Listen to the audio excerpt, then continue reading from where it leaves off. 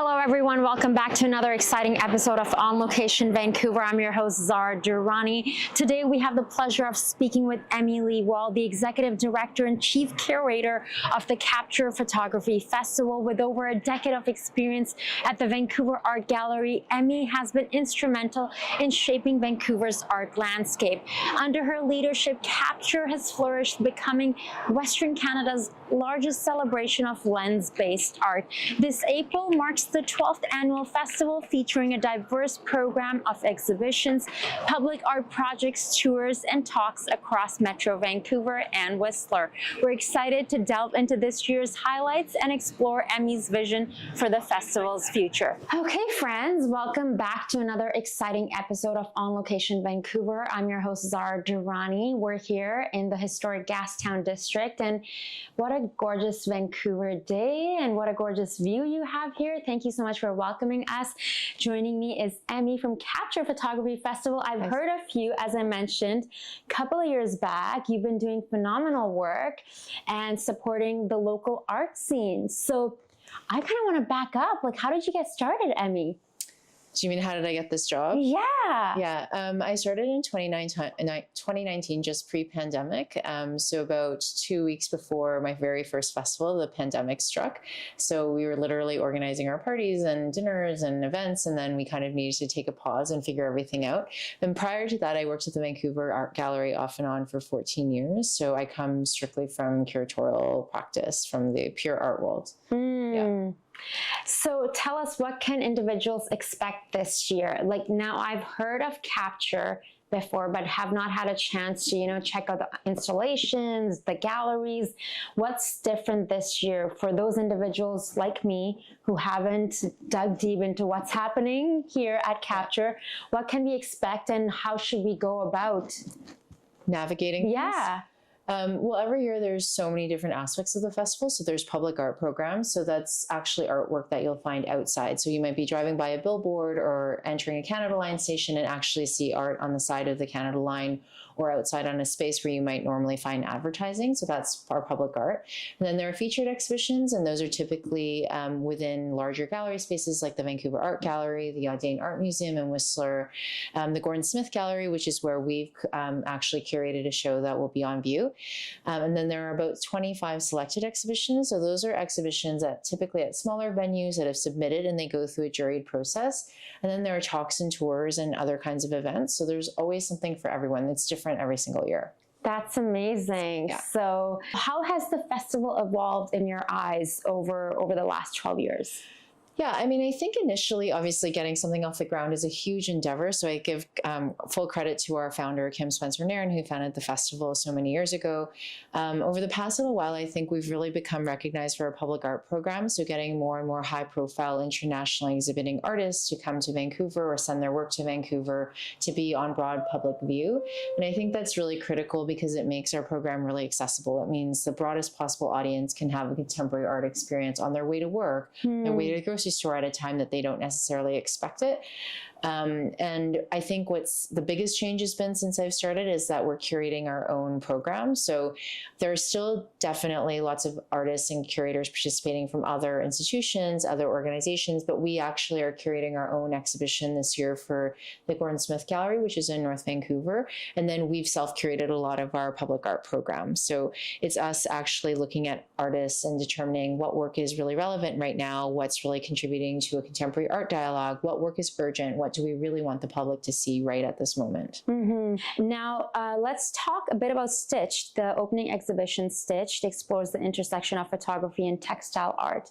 Can you tell us a bit about that? Yeah, I think in a moment where actually lots of art is digital. So I don't know the last time you printed out a photo, but it's been a really long time for me. I think a lot of people are used to just looking at photographs on their iPhone or on their computer screen. And this exhibition actually looks at artists who are producing a mix of textiles and photography. So artists might actually be weaving a photograph or an image from a photograph through a jacquard loom, or another artist is using fashion as their primary inspiration in the work that they are producing.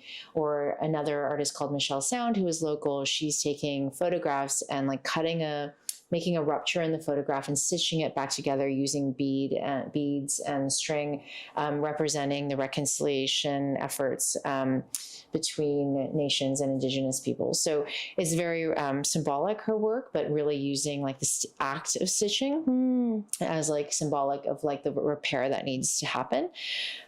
So just looking at all the different ways that photographs can be used like more materially, it's a very different kind of process, the looking process, than, you know, the kind of scrolling that we regularly do on our phones. So you have in your hands this year's Capture Photography Festival book. Can you tell us like about the artwork that's on the cover? Yeah, this is a work by Maria Margareta Cabana-Boucher, and it's on the facade of the Del Grauer. This is just a mock-up, but actually if you drive down Burrard Street now, you'll see it installed. So it's a vinyl artwork that'll be up all year, probably until about mid-March of 2026. And it's a work called On Sub, and it's very symbolic because this is Maria Margareta's daughter's hands, kind of reaching down to grab a beaded shirt Maria Margareta made her daughter, which was sort of the first kind of gift that she had made her daughter, and it's wrapped around an axe head, which is something that the artist's father had given her. So it's very multi-generational, and the photo is taken on her homelands in Saskatchewan. That's truly beautiful. And can we look at the photo that you were mentioning earlier, that Michelle, like an example of her work?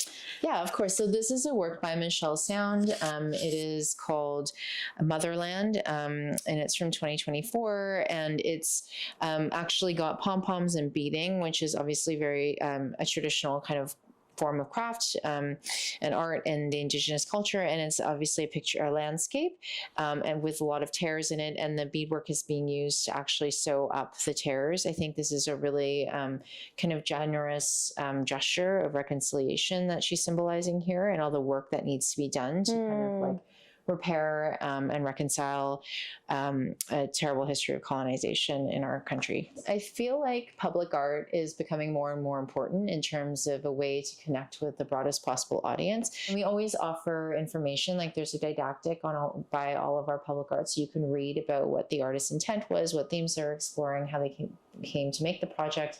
And then another part of our accessibility is always around producing this catalog, which has essays, interviews, and lots of text around the various projects. So we really try and make art as public as possible in as many ways as possible. That's wonderful. For individuals who are hearing about Capture for the first time, how would you want them to experience this, and what would you want them to take away?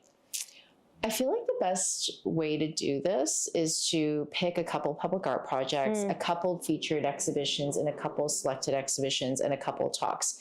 The festival is on for 1 month. Everybody has many things to do, but if you could pick one or two from each of the different categories, I think it would give you a really broad overview of what we do and give you lots of different kinds of experiences. The featured exhibitions tend to be bigger and take more time, but you can experience a public art project just by driving by or walking by. That might only take you 5 minutes. The talks tend to be about an hour and in the evening, so that could just be schedule dependent, but we have an amazing lineup of speakers this year, including Dr. Mark Seeley, who curated the Arbutus Greenway, David Campany, who's now the artistic director of the ICP in New York, Lucy Raven, an artist who is showing at the Vancouver Art Gallery, and others. So there's just lots of opportunity for you to like learn a lot about not only contemporary photography, but the way images circulate in our society, or learn about an artist's individual practice. Just lots of different ways for you to engage with the festival. For the next 1 to 5 years, what are your hopes, and where are you hoping to take Capture Photography Festival? I really love our public art program. I feel like that's one of the strongest aspects of the program. I feel like, you know, having many more public art projects would be an amazing way to bring life to the city, to really make art as accessible as possible to the broadest possible audience. I think the other thing I really like to do is have international artists exhibit their work here and really provide a platform for them, and then have this amazing mix in between local voices and international voices, and show that through photography, a conversation can in fact really be global, and really like you can really have such an amazing visual experience, but also a critical thinking experience through looking at photography. For any artists out there, whether they're photographers or like mixing different art forms and photographing their work, if they want to take part in Capture next year, what would your recommendation be? Yeah, I think the best thing to do is submit to our open, like when we have our selected exhibition open calls. So basically anyone could submit through a juried platform. You do need a venue, but we're not limiting any of the exhibitions to like a pristine white space. Like there are venues this year, for example, like in a coffee shop, like you can kind of be creative.